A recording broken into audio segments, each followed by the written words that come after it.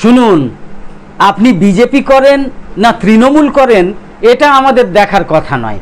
আপনি কংগ্রেস করেন না সিপিএম করেন নাকি পশ্চিমবঙ্গের বাইরে অন্যান্য রাজ্যের কোনো আঞ্চলিক দল করেন সেটাও আমাদের দেখার কথা নয়। আমাদের এটাও দেখার কথা নয় যে আপনি আসাদুদ্দিন ওয়াইসি করেন নাকি নওশাদ সিদ্দিকী করেন। আপনি বা আপনারা বলবেন আপনারা তাহলে দেখেনটা কি, আপনি তাহলে দেখেনটা কি মশাই? উত্তরে আমরা বলবো একটা সংবাদ চ্যানেল হিসেবে যেটা দেখা আমাদের কর্তব্য আমরা সেটাই দেখি। সংবাদ উপস্থাপনে নিরপেক্ষতা, নির্ভীকতা, দালালি আর স্থাবকতা করা সংবাদ চ্যানেলের কাজ নয়। সংবাদ চ্যানেলের কাজ হলো নির্ভীক আর নিরপেক্ষভাবে বিজেপি এবং মোদির গঠনমূলক সমালোচনা করা, তৃণমূল এবং মমতা বন্দ্যোপাধ্যায় সরকারের গঠনমূলক সমালোচনা করা, একইভাবে কংগ্রেস, সিপিএম এবং আঞ্চলিক দলগুলোরও সমালোচনা করা। কিন্তু অন্ধভক্তের দল এবং গদি মিডিয়া মিলিতভাবে সেই পরিবেশটা এতটাই বিষাক্ত করে দিয়েছে যে যেই আপনি মোদি বা বিজেপির গঠনমূলক সমালোচনা করে নিরপেক্ষ সংবাদ উপস্থাপন করবেন, হিন্দু হলে অমনি আপনাকে তৃণমূল বা অন্যান্য দলের সমর্থক ভেবে নেওয়া হবে, আর আপনি মুসলিম হলে তো কোনো কথাই নেই, অমনি আপনাকে দেশদ্রোহী, সন্ত্রাসী, পাকিস্তানি, বাংলাদেশি বলে দেশ ছাড়তে হুমকি দেয়া হবে। বিপরীতে আপনি যদি সাংবাদিক সুলভ নিরপেক্ষতার মাপকাঠিতে মমতা বন্দ্যোপাধ্যায় এবং তৃণমূল সরকারের গঠনমূলক সমালোচনাও করেন, তো সবার আগে তৃণমূলের মুসলিম অন্ধভক্তরাই আপনাকে বিজেপির দালাল ইত্যাদি বলে দাগিয়ে দেবে। তো আপনার বা আপনাদের কি মনে হয় এই পরিস্থিতিতে আমরা ভয় পেয়ে নিরপেক্ষতা বিসর্জন দিয়ে শুধু মমতা বন্দ্যোপাধ্যায় আর তৃণমূল সরকারের গুণকীর্তনে মত্ত থাকব, নাকি বিজেপি এবং মোদী সরকারের সমালোচনা বন্ধ রাখব?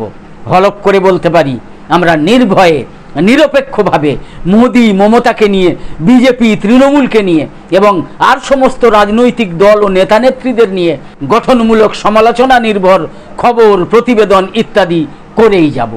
তাতে কে কি ভাবলো তাতে আমাদের কিছু যায় আসে না।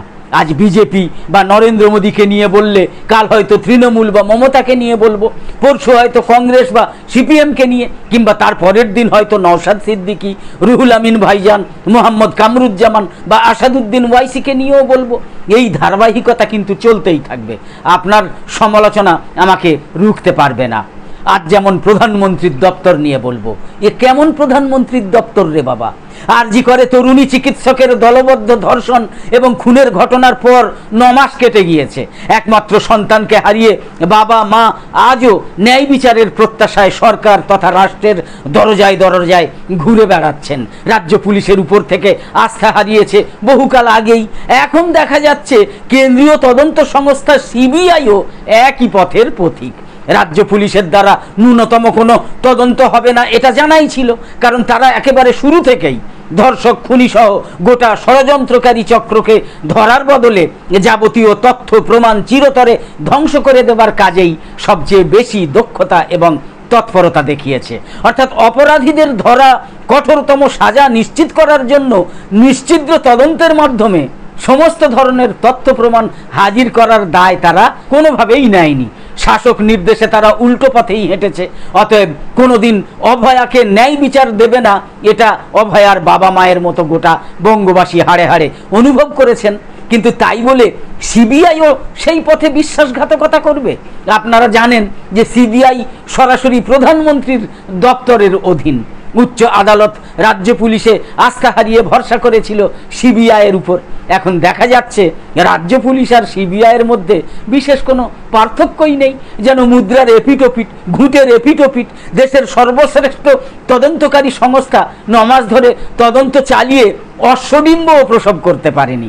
শুরুতে রাজ্য পুলিশ যাকে একমাত্র অভিযুক্ত খাড়া করে দিয়ে গিয়েছিল, সিবিআইও 9 মাস ধরে তাকেই ধরে বসে আছে, আর এক পাও এগোতে পারেনি। সে আপনারা নিশ্চয়ই দেখতেও পাচ্ছেন। এমনকি তাদের তদন্ত প্রক্রিয়াও ক্রমশ সন্দেহজনক হয়ে উঠছে। তারা আদেও কি গুরুত্ব দিয়ে তদন্ত করছে, নাকি সবকিছু ফাইলবন্দি করে অন্য কাজে মনোযোগী হয়েছে? সিবিআইয়ের উদ্দেশ্য নিয়েই এখন রীতিমতো দ্বন্দ্ব তৈরি হয়েছে। স্বাভাবিকভাবেই সিবিআইয়ের এই ধরনের কাজকর্মে অভয়ার বাবা মা রীতিমতো হতাশ, আদেও ঠিকঠাক তদন্ত হবে কিনা, ন্যায় বিচার মিলবে কিনা তা নিয়ে তারা যথেষ্ট সন্দিহান। এমত অবস্থায় সঠিক পথে তদন্তের গতি বাড়াতে এবং ন্যায় বিচার নিশ্চিত করতে তারা প্রধানমন্ত্রী নরেন্দ্র মোদী এবং রাষ্ট্রপতি দ্রৌপদী মুর্মুর শরণাপন্ন হতে চেয়েছিলেন। এই মর্মে তাদের সাক্ষাতের সময় চেয়ে চিঠি লিখেছিলেন। কিন্তু দুর্ভাগ্য এবং অত্যন্ত হৃদয় বিদারক হলেও এটা নির্মম সত্য যে দুজনের কেউই সাক্ষাতের সময় দিতে সম্মত হননি। রাষ্ট্রপতি প্রত্যুত্তরে জানিয়েছেন ঘটনায় তিনি ব্যথিত, তবে বাবা মায়ের সঙ্গে কথা বলার মতো সময় তার নেই। আর প্রধানমন্ত্রীর দপ্তর থেকে সন্তানহারা বাবা মাকে ইমেল করে জানানো হয়েছে যে বিষয়টা স্বরাষ্ট্র দপ্তর অর্থাৎ অমিত শাহের দপ্তর দেখে, প্রধানমন্ত্রীর দপ্তর দেখে না, অতএব দেখা করা বা কথা বলার দরকার নেই। ইমেল বার্তায় স্বরাষ্ট্র দপ্তরে একটা ফোন নম্বর দিয়ে সেখানে ফোন করতে বলা হয়েছিল। অবিশ্বাস্য হলেও এটা মানতেই হবে যে এই হলো মহান ভারতের দুই সর্বোচ্চ প্রধানের সংবেদনশীলতা।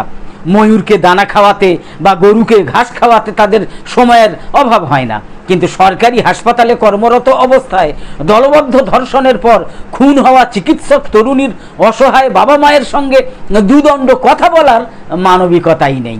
তার চেয়েও মর্মান্তিক ঘটনা হলো স্বরাষ্ট্র দপ্তরে কথা বলার জন্য প্রধানমন্ত্রীর দপ্তর থেকে যে ফোন নাম্বার দেয়া হয়েছিল সেখানে বাবা মা ইতিমধ্যে অন্তত 1000 বার ফোন করার পরও কেউ ফোন তোলেনি, কেউ ফোন ধরেনি।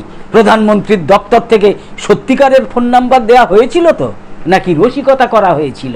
আজকে এই প্রশ্নই যেন অভয়ার বাবা মার মনে, সাথে সাথে বঙ্গবাসীর মনেও।